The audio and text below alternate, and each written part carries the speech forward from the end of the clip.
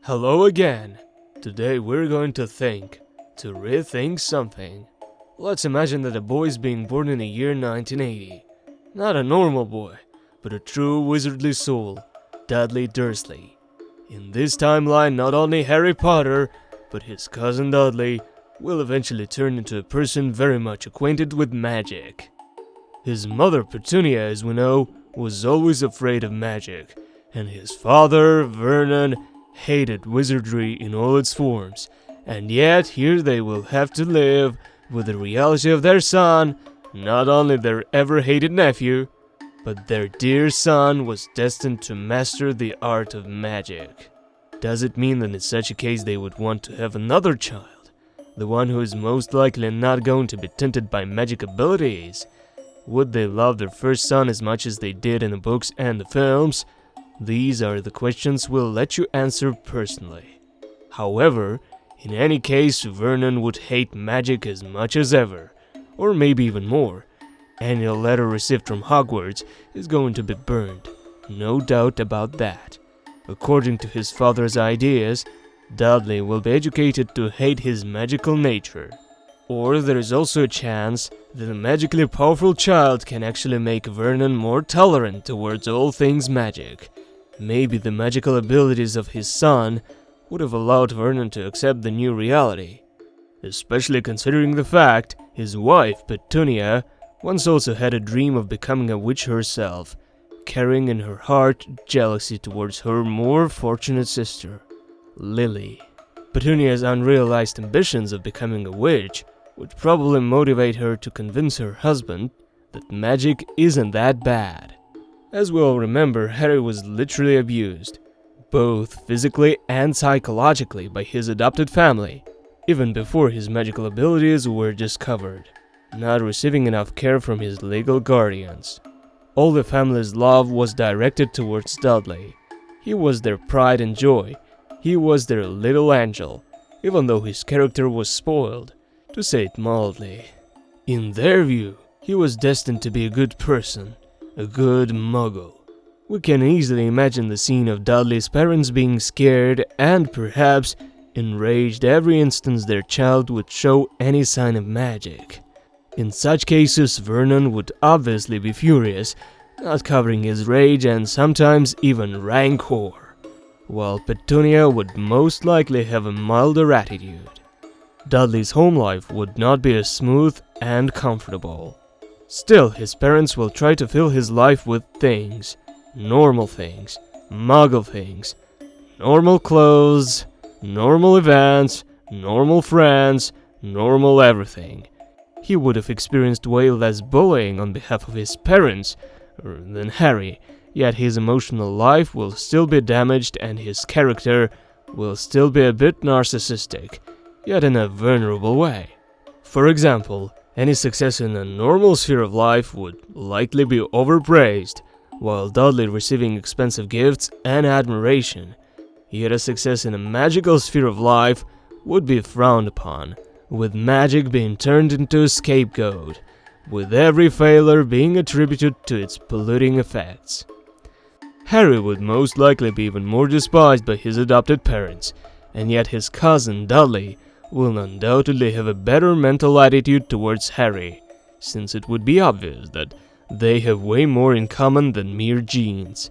Still, Dudley's overt actions towards his younger cousin will still be hostile, with Dudley being afraid of showing any remorse towards the relative. That will, however, change dramatically after the youngest of the Dursleys discovers that his cousin is the boy who lived. Not a loser, but a hero. A clear insult for a narcissist like Dudley, who thought he was the true hero of the story. His egotistical nature will magnify the negative attitudes towards Harry and almost nullify the positive ones. Being a cousin of the boy who lived will obviously give more power and authority to Dudley in a magical world, yet the status of the secondary hero will eventually turn him to become friends with Draco Malfoy, which is also likely, considering his strong build, similar to the ones of Vincent Crabbe and Gregory Goyle, as well as his love for bullying others. Yes, he was both ambitious and willing to win at the expense of others, as we can note from the boxing victories. In our alternative timeline, his willingness to use his fists would most likely lead him to have a fight or two with Vincent and Gregory. Considering Dudley's ancestry, it would have been very unlikely for the Sorting Hat to sort him into Slytherin. He wasn't smart enough for the House of Ravenclaw, he wasn't laborious enough for the House of Hufflepuff, and yet he was courageous enough for the House of Gryffindor. His own aunt, as we know, was from this house as well. If Dudley's hatred towards Harry is not magnified by his friendship with Draco, we can very much presume that in the case of Dudley being chosen for Gryffindor,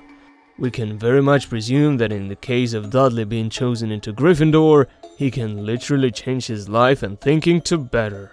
In such a case, Dudley, and not Ron, has a potential of becoming Harry's close magical comrade.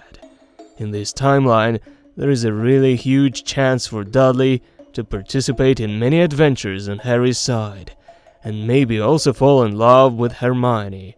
What do you think? In this timeline, there is a really huge chance for Dudley to participate in many adventures on Harry's side, and maybe also fall in love with Hermione. What do you think? His narcissism will most likely prevent him from fully enjoying the friendship with his cousin, but judging by what we saw in the original timeline, his soul and character are not totally corrupt. He can literally become Harry Potter's brother-in-arms. Another possible turn of events is that Dudley can indeed join the House of Slytherin, becoming one of Draco's close friends. It is, however, important to note that there is almost no chance Draco can ever consider this muggle a true friend. He will use Dudley as his pawn, with the latter eventually finding out that their friendship was a fake one, and feeling really humiliated. There is a chance that other Slytherin House members might consider making Dudley their friend. For example, both Crabbe and Goyle had many similarities with the boy. And yet, being a mudblood, Slytherin would block the path for him of becoming fully self-actualized in that intolerant society. Not being a very bright guy, Dudley would most likely not be proficient with magic, considering his muggle-style education in the past.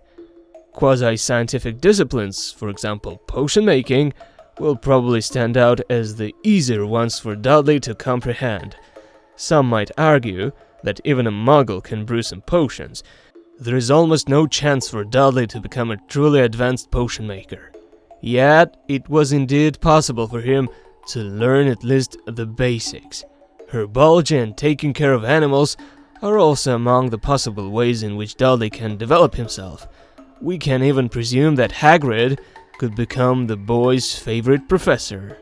Another possible candidature for becoming Dudley's favorite professor is Severus Snape, which might be surprising at first, but is still a logical choice, since Snape would have most likely helped the boy to learn a great deal not only about potions, but also on how to control one's emotions. Why would Snape be so kind to Dudley?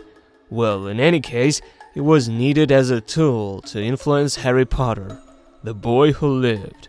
Harry, on the other hand, would have tried to warn his cousin about the danger of trusting Snape so much, leading to a conflict which might have been resolved during the Triwizard Tournament, when Harry would have chose Dudley instead of Ron, opening up a way for them to emotionally connect, which could also show Voldemort Harry's kind soul and his family loyalty. One of the key things that could have changed Dudley's worldview is him visiting the Weasleys. Let's suppose that Ginny notices the growing seed of friendship between Harry and Dudley, and convinces Molly to invite him for the holidays. The Weasleys were a big and a friendly family, a family filled with love, the very environment that could melt Dudley's heart, especially considering the fact that here, his dichotomous muggle wizard nature will be fully appreciated, with Arthur enjoying the stories Dudley can tell about the world of muggles. If we presume he was on the Slytherin path, this event could have really melted his cold heart and extinguished any possibilities of him becoming a Death Eater, or fighting for evil in any other way. No matter if he was chosen to be a Gryffindor or a Slytherin, he would in any case fight alongside his cousin in the Battle of Hogwarts, probably using his potion-making skills for the greater good. And what happens after that? What happens after he finishes the School of Wizardry?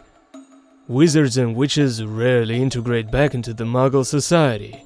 Nonetheless, there is indeed a possibility for him to return. Another alternative would be working in the Ministry of Magic, resolving the problems his mind could comprehend. And what do you think about his possible destiny? Write your opinion in the comments section. Also, don't forget to leave a like and share this video with your friends. There is a huge chance that if they have interest in the story of the boy who lived, they will also subscribe so you can watch our videos together and discuss the interesting details, enjoying the true atmosphere of Harry Potter.